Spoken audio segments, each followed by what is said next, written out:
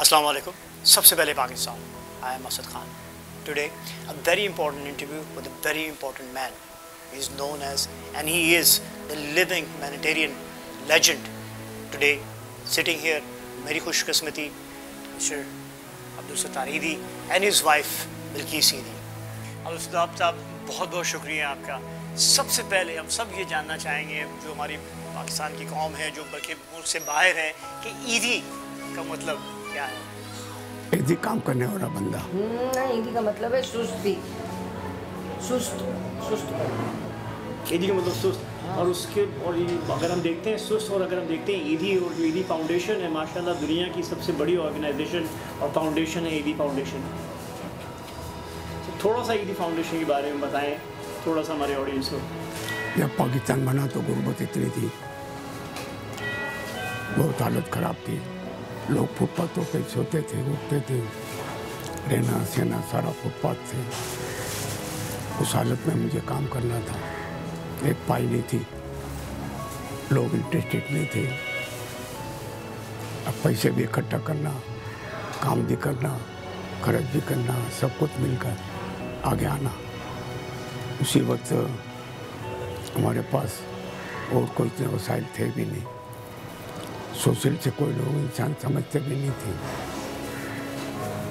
फिर आहिस्ते आहिस्ते जैसे जैसे काम निकलता गया, लोगों में इंटरेस्ट बढ़ता गया, लोग में शऊर पैदा हुआ, लोग मैदान में आने लगे और मदद भी करने लगे और मदद लेने भी लगे।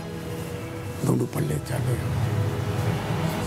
जब आपने शुरुआत की तो आपको किस किस्म की मुश्किलात पैदा हुई, या आप समझते हैं कि आसानी आहिस्ता आहिस्ता जब आपने ये कदम उठाया तो लोग आपके साथ आना शुरू हो गए, या मुश्किलात थी, चैलेंजेस से किस किस्म की मुश्किलात थी? पैसे की। तो ये दूध बेचते थे, अखबार बेचते थे, वो जो शादियाँ होती थी वहाँ बर्तन धोने जाते थे रात को, तो थोड़े थोड़े पैसे मिलते थे। तो इस तरह इनका मतलब जोश, इनके दोस्त भी इतने अच्छे थे और जो इनकी मदद करते थे। तो जो रात को बर्तन धोने जाते थे, फिर इनको दिमाग में सब यही, इनको शेख चली रहते थे, मैं ये लूँगा, मैं वो करूँगा, ये करूँगा, वो करूँगा, बस खरीदूँगा, ये मोटर खरीदूँगा, गाड़ियाँ खरीदूँगा, हवाई जहाज खरीदूँगा। लेकिन लोग, इनके जेब में पैसे तो नहीं थे, तो इनको लोग शेख चली देते थे। अच्छा, आज माशाल्लाह मतलब दुनिया की सबसे लार्जेस्ट एम्बुलेंस फाउंडेशन ईदी, कभी आपने सोचा था उस वक्त? नहीं, मैंने नहीं सोचा था। मैं तो एक पुरानी एम्बुलेंस लेकर रेल में चलाता था, वो भी मुश्किल से चलाता था। लोग इंटरेस्टेड इतने नहीं थे, काम पड़ता था तो आ जाते थे, काम ले लेते थे। आहिस्ते आहिस्ते इंटरेस्ट बढ़ता गया, लोगों में शऊर पैदा होता गया, सोशल सोच बढ़ती गई, बढ़ते बढ़ते बढ़ते बढ़ते आगे मैदान में आते हैं। आज जब आप देखते हैं और जो पुराने वक्त को याद करते हैं तो क्या जहन में आता है? इन्होंने 3 अपने उसूल बनाए थे ना, कि मैं अच्छे कपड़े नहीं पहनूँ और किसी बड़े आदमी से भीख मांगने नहीं जाऊँगा, चंदा लेने नहीं जाऊँगा, इस सड़क पर खड़ा हो कि पोपट बेचूँगा, मैं पोपट बेचूँगा। 50 रसूल। अब आप थोड़ा सा बताएं सर कि अब आप ईदी फाउंडेशन को किधर देखते हैं? इतनी मेहनत, एक ज़माना गुजर गया, एक अरसा गुजर गया, बच्चों के बच्चे बड़े हो गए, अब आप कहाँ देखते हैं ईदी फाउंडेशन को आज? अल्लाह पाक ने हमारी जो थी ना दिल में ख्वाहिशें सब पूरी कर दी है। कोई भी ऐसी ख्वाहिश नहीं है जो हमने ना की। हमें काम में आसानी हो गई, आसानी करता है भाई, हर काम में आसानी करता है। लोग दुश्मन पीछे लगते हैं, मैं इनसे कहती हूँ लड़ो लड़ो, उनको बोलो, उनका मुंह तोड़ लो। पता है अपोजिशन का होना ज़रूरी है। और ये लोग तो अपने को इसलिए सताते हैं कि हम अपना काम छोड़ के उनके पीछे लगते हैं। पाकिस्तान के फ्यूचर को किस तरह देखते हैं? अभी जो हमारे जो मुल्क के हालात काफ़ी बेहतरी की तरफ जा रहे हैं, आप क्या समझते हैं हमारे मुल्क के हालात किस तरह बेहतरी की तरफ जा रहे हैं? ऐसा बहुत अच्छी तरह डेवलप होगा, सोशल में आगे बहुत बढ़ेगा, लोग भी इंटरेस्टेड होंगे, जब जरूरत पड़ती जाएगी आगे आते जाएंगे, ये चीज़ें पैदा होंगी। एक थोड़ा सा बताएं कि आप जो हमारे पुराने जो थी अब नया ज़माना आ गया, नया दौर आ रहा है, नया टेक्नोलॉजी का दौर है। इसमें ईदी फाउंडेशन क्या कर रही है? जो आपके एम्बुलेंस वगैरह जो हैं, जो आपके इक्विपमेंट्स वगैरह जो हैं, उसको किस तरह जो है वो नए पैमाने पे, नए दौर पे वो लेकर आ रहे हैं, या क्या नई चीज़ें आप जो है उसको? उसमें थोड़ी डिफ़िकल्टी होती है, लेकिन आसानी भी होती है। फैसल हमारा है ना, उसको लेके आगे चल रहा है। अब सारा काम फैसल के सुपुर्द कर दिया है। मेरा बेटा है, मिल के करते हैं, और ये पढ़ा लिखा है ना, इसको मुश्किल नहीं आती है। हम लोग पढ़े लिखे नहीं थे, फिर भी काम कर गए। इंसान के लिए पढ़ा लिखा होना ज़रूरी तो नहीं है। जो पढ़े लिखे लोगों ने पाकिस्तान का हाल किया है वो आपके सामने है। और कहते हैं पाकिस्तान वेलफेयर स्टेट बनेगा, और है ना ये हम लोग है ना इंशाअल्लाह मतलब सब बड़े मुल्कों से वो कर सकेंगे। मैंने कहा आप तो ख्वाब देखते हो, ख्वाब देखा करो। अभी जो नई जो हमारी जो काम जो आ रही है, नए जो जवान जो हमारे हैं, नई जनरेशन जो है, उनको आप क्या मैसेज देंगे? वो किस तरह आपके साथ सपोर्ट कर सकते हैं, किस तरह आपके साथ चल सकते हैं? ऐसा बस इतना करें, इंसान बने, इंसानियत फैलाएं और इंसानी नाते काम करें। एजुकेशन तो फैल रही है, डेवलपमेंट काम भी हो रहा है, लेकिन सोच में तब्दीली कम आ रही है। उसको थोड़ी तब्दीली करने की ज़रूरत है। ये तब्दीली हो जाएगी तो हमारा मुल्क बहुत जल्दी डेवलपमेंट हो जाएगा। जो हमारे जो सियासतदान हैं, जो हुकूमत कर रहे हैं, और जो नए सियासतदान आने की कोशिश कर रहे हैं, उनको आप क्या पैगाम देंगे? हमारे मुल्क को हालात किस तरह बेहतर कर सकते हैं, किस तरह? ये इंसान बने, इंसानियत फैलाएं, इंसानियत का काम ज़्यादा करें, ऑटोमेटिक तब्दीली आ जाएगी और बहुत बड़ा फ़र्क पड़ जाएगा। आप मुतमईन हैं आजकल की जो हालात हमारे पाकिस्तान के? मुतमईन तो नहीं हूँ, फिर भी मुतमईन होना पड़ेगा। उम्मीद पे तो चलता है दुनिया, और उम्मीद पे हम नहीं करें तो फिर काम कैसे चलेगा?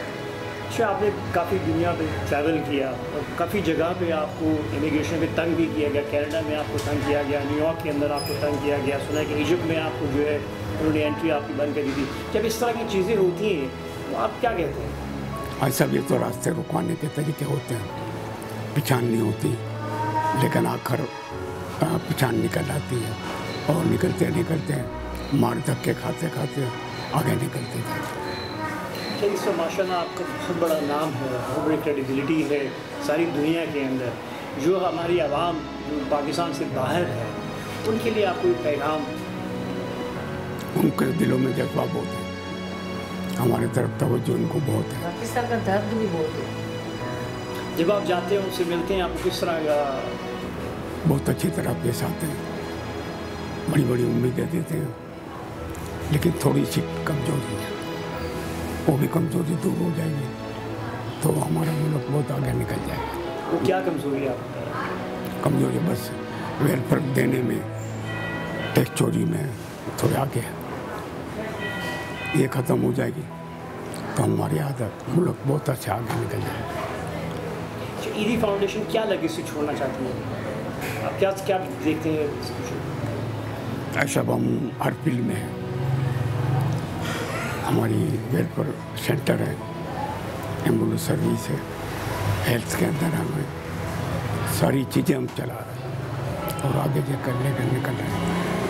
लेकिन थोड़ी डिफ़िकल्टी आती है, आहिस्ते आहिस्ते ये भी ख़त्म हो। ये सुना है कि सर ये जो अडॉप्शन का एक तरीक़ेकार है, सुना कि अडॉप्शन का तरीक़ेकार मतलब उसके काफ़ी मराहिल है और उसमें वक्त लगता है, इसकी क्या वजह है? बच्चे मार देते, मारने की रिवायत अभी भी है। मजहबी, सामाजिक बदनामी, इससे बचने के लिए बच्चे को मार के फेंक देते हैं। ये थोड़ा सा डेवलप करने की कोशिश में है, ये डेवलप हो जाएगा तो बहुत शौर पैदा हो जाएगा, वेलफेयर आगे बढ़ेगी और इंसानियत फैलेगी। ये अडॉप्शन का जो प्रोसेस जो आप लोगों के साथ है, जो बात है, जो बच्चे जो लोग अडॉप्ट करना चाहते हैं, उनका थोड़ा सी शिकायत होती है कि उसमें थोड़ा सा टाइम लगता है, वक्त लगता बच्चा भी है। 8 या 9 महीने के बाद पैदा होता है। एक मेरे को आके बोलते हैं बच्चा दिखाओ, तो मैंने कहा घर तो मैं वही है जो बच्चे दिखाऊँ, शोकेस में पड़े हुए हैं जो दिखाऊँ, पसंद करोगे आराम से बच्चा मिलेगा। फॉर्म भरो, रब्ता रखो, जब भी आपकी बारी आई हम आपको बुला के देंगे। तो बच्चे इस तरह आजकल हम आ रहे हैं और अधूरे बच्चे निकाल के दे जाते हैं, कपड़े में प्लास्टिक के बैग में बंद कर देते हैं पूरा बच्चा, तो वो सांस नहीं लेता है, फिर वो मर जाता है, तो वो भी मरा हुआ मिलता है। आप क्या पैगाम देना चाहेंगे? हम लोग तो अखबार में देते हैं कि इनको नहीं मारो, हमको दे दो बस। कोई खौफ नहीं, को डर नहीं रखो। हम कुछ नाम नहीं पूछते, नाम ही नहीं पूछते, गाड़ी के पीछे भी नहीं जाते, गाड़ी का नंबर भी नहीं लेते। जो बाहर से लोग आना चाहते हैं, जो बाहर से बच्चे अडॉप्ट करना चाहते हैं, जो दूसरे ममालिक से, उनको आप क्या कहेंगे? उनके लिए कोई तरीक़ेकार है? उनको मैं इसलिए देना चाहूँगी, इसलिए इनको ज़्यादा देती हूँ मुल्क वालों को, लंदन, अमेरिका, कनाडा, इसलिए कि हमारा मुल्क पता नहीं कहाँ जा रहा है, समझ नहीं आती है। और ये हमेशा कहते थे मौलवी, डॉक्टर और लीडर सुधर जाएंगे तो मेरा पाकिस्तान वेलफेयर बनेगा। कोई भी सुधरा भी नहीं और किसी को भी कोई इंसाफ नहीं मिलता है। कानून में जाओ तो हमारी चोरी हो गई है, अभी तक हमारे तोड़ नहीं मिले, हमारा जेवर नहीं मिला, हमारे पैसे नहीं मिले, सिर्फ 3 करोड़ रुपये मिले और है ना, तो उसको 12 महीने हो गए। दूसरी बात ये कि ना, तो इधर गली में पानी का बरसाती नाला था, उसको बेच के उसमें 500-600 बोरी सीमेंट की डाल के 6 मंजिला इमारत बनवा ली। और हमने इनके ऊपर केस किया ना, लोगों ने आके कहा कि बरसात का पानी भरा जाएगा तो मच्छर पैदा होंगे, हमारे बच्चे बीमार होंगे। तो इन्होंने आगे जाके केस किया तो ये हार गए और उधर सब फूल, हार, मिठाई के टोकरे लेके उसको जज को, उसको सबको खिला रहे थे। ये मतलब ये झूठ बोलता है, ये झूठा है, ये हम लोग के इंसाफ नहीं मिला। तो हम जैसे लोगों को इंसाफ नहीं मिलता है तो दूसरे आदमी क्या बेचते हैं, ये भी बोलते थे ये क्या बेचता है हमारे आगे। पार्टियाँ बहुत पैसे वाली होती हैं तो उनको, हमारे मुल्क में कभी किसी को, गरीब आदमी को इंसाफ नहीं मिलता। ये सब आप क्या देखते हैं? ये जो मसले मसाइल हैं और उस किस्म की जो इंसाफ की जो बात जो कर रहे हैं, क्या वजह है इससे? अभी 70 साल 80 साल हो गए हमारे मुल्क को आज़ाद हुए 1947, लेकिन अभी तक से हम पानी को तरस रहे हैं, बिजली को तरस रहे हैं। अभी भी क्या बोलते हैं? हमको इंसाफ कहाँ मिला है ना, हमको लीडर अच्छे मिले, हमारे नसीब ख़राब है। हमारे लीडर अच्छे होते ना फिर हम विकास से कहाँ पहुँच जाते। आप क्या कहते हैं?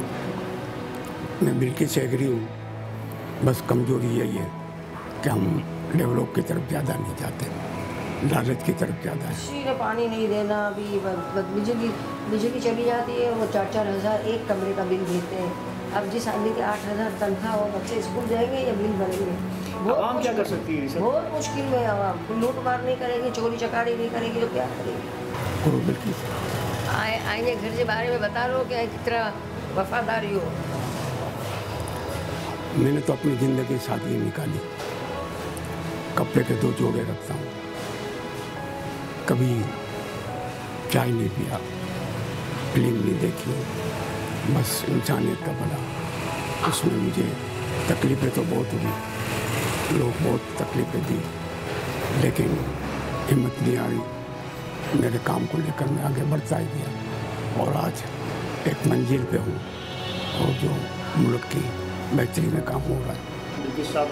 आप साथ ज़माने से साथ हैं। एज ए नर्स में ख्याल में आप काम करती थी और आपकी शादी हुई, तो उसको थोड़ा सा अपने बारे में बताएं, किस तरह आपकी शादी हुई और इतना अर्सा आप वो सब साथ हैं। जब मेरी शादी का अयूब खान का दौर था, अभी है ना, तो इन्होंने कभी भी हमको खर्चे पानी देते थे, रोटी पानी देते थे, कपड़ा रखता भी देते थे, कभी गाली नहीं, मारा नहीं। कभी बच्चे छोटे छोटे थे तो खाना लेके इधर आते थे, ये घर नहीं आते। इन्होंने घर से नहीं निभाया तो हमने निभा ली। फिर आपको कभी होता है कि हम लोग इतनी सारी ज़िंदगी इसी जगह पे रहे, इसी 2 कमरों मकानों में रहे, हम भी किसी फ्लैटों में या महलों में या चले जाते हैं, आपको कभी इस तरह का एहसास हुआ? या नहीं, हम लोग खुद भी गरीब थे, ऐसा एहसास नहीं। मेरी माँ बहुत अच्छी थी, बोलती थी बेटा किसी के बन जाओ या किसी को बना लो अपना, दोनों में से एक चीज़ तो कर रही थी ना, किसी को अपना बना लो या खुद उसके बन जाओ। तो हमारे तो बनने से रहे, मुल्क के और कौम के बनने। हाँ, इनकी शादी पहले काम से हो चुकी थी। जब आपकी शादी हुई तो आपने भी? मैं तो लड़की भी छोटी थी, लेकिन लड़के में अकल नहीं थी, पकाना भी नहीं आता, उल्टा सीधा पका के मैं होटल से मंगा के खा लेती थी। कितने बच्चे हैं माशाल्लाह? मेरे 2 बेटे 2 बेटियाँ हैं। और भी बच्चे आगे आपका ये फाउंडेशन देखेंगे? नहीं, बच्चों को कभी भी नेगेटिव सोच नहीं दी, क्योंकि हम बहुत बड़ी बिल्डिंग में रहते थे, वहाँ पे सबके बाप घर में होते थे, खाना खाने आते थे, ये नहीं आते थे। तो अभी बच्चों को मैं नेगेटिव सोच सिखा सकती थी ना, तो बती लाल नोट लेके हम घूमने जाएंगे। अच्छा, कभी गए या कभी देखे टीवी टेलीविजन देखने का शौक हुआ, फिल्में देखने का खबरें शौक हुआ? देखते, अभी नहीं देखते, खबरें भी नहीं देखते। खबरें देखते हैं? खबरों में से मेरे तो बाहर उठ गए हैं, इतना सब्र वाला आदमी मैंने किधर नहीं देखा। सब अगर आपके पास अगर रिमोट की बागडोर हो तो आप क्या चेंज करेंगे? अच्छा, मेरे हाथ में आ नहीं सकती, आती तो बगावत हो जाती, वो मेरा कत्ल कर देता है। कत्ल कर देते हैं, मार देते हैं। क्यों? अच्छे लोगों को थोड़ी आने देते हैं। सोच के डरते। सही बात करो आप। ये सब हमारे पाकिस्तानियों के लिए जो मुल्क से बाहर हैं, खासकर उनके लिए कोई पैगाम? अब हम बस ईमानदाराना ज़िंदगी बसर करें, सादगी की तरफ जाएं और दूसरा कुछ ना सोचें, इंसानियत का भला सोचें।